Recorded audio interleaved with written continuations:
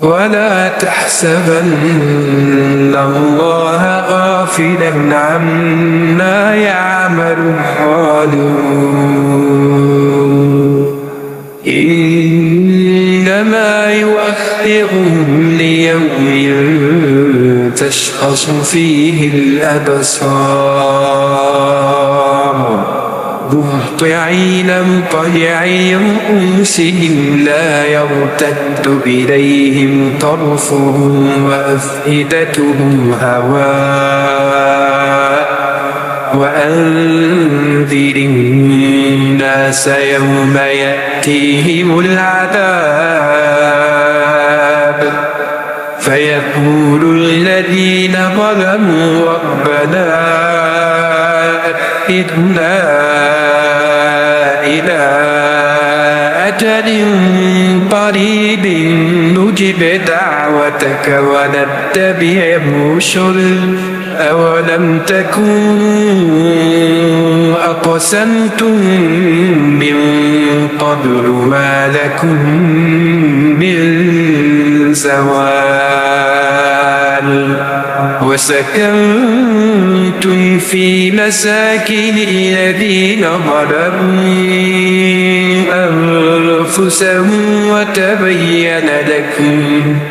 وتبين لكم كيف فعلنا بهم وضربنا لكم الأمثال وقد مكروا مكرهم وعند الله مكرهم وإن كان مكرهم لتزول منه الجبال فلا تحسبن الله مخلف وعده رسله إن الله عزيز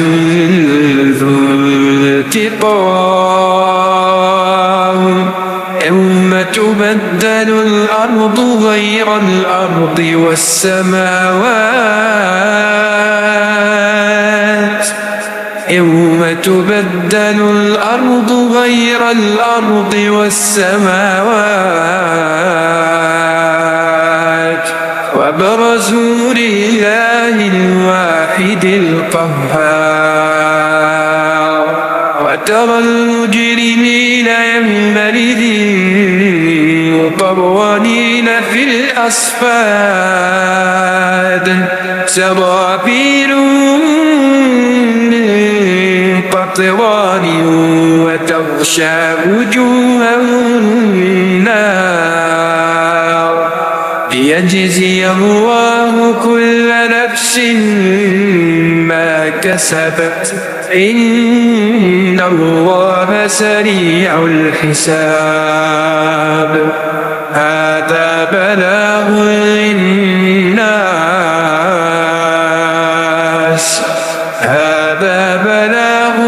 للناس ولينذروا به وليعلموا أنما هو إله واحد وليذكر أولو الألباب.